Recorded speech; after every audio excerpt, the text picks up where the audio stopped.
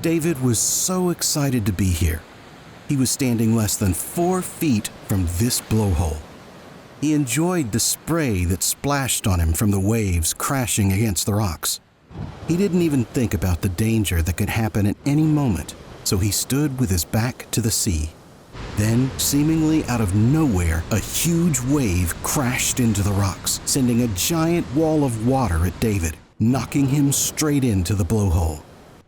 Welcome to the Interesting Documentary YouTube channel, where today I will tell you about the tragedy of the Nakalele Blowhole. If you want more similar videos, you can suggest an idea for the next video in the comment section. And now, enjoy watching.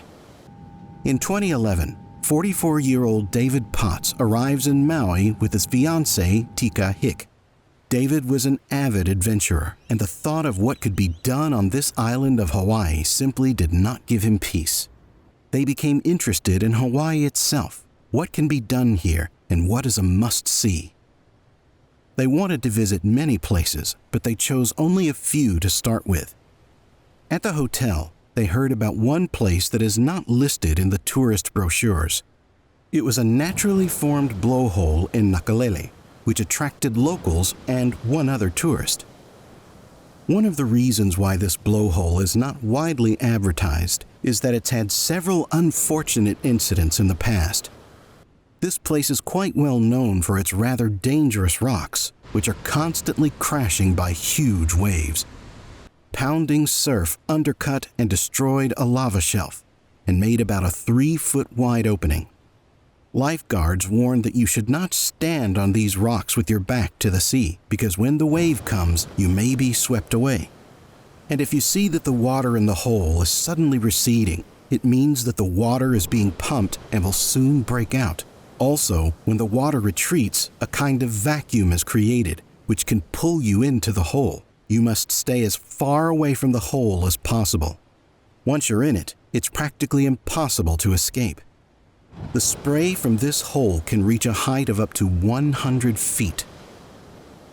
When exploring these rocks, it would be safest to stay on dry rocks without the risk of being swept away by the huge wave. A number of signs warning of dangers can be found near the blowhole, but it doesn't matter to people. The 9th of July, Saturday, was an extremely beautiful day, so David and Tika decided to visit this blowhole. They arrived by car at around 11 o'clock in the morning, picked up some snacks, and could already hear the roar of the sea. And when they reached the end of the track, they could finally see the blowhole that looked like a geyser shooting water upwards. There were several families with children around. Everyone admired this wonderful sight. Being extreme, David moved closer to the hole to get a closer look.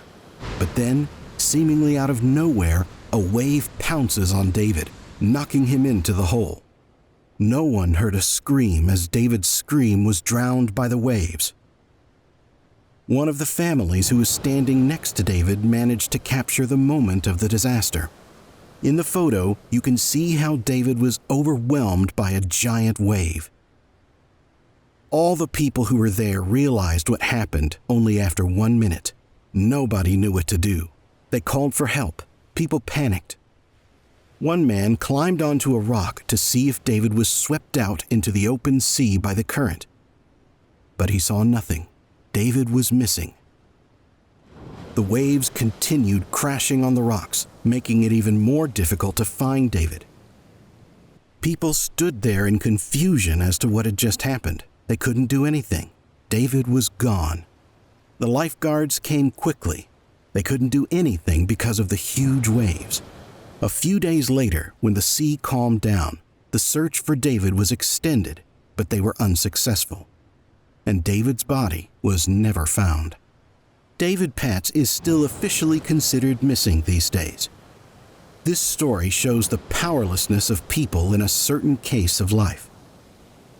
At some time, David's fiancée Tika held a farewell ceremony at the blowhole, throwing flowers into the blowhole.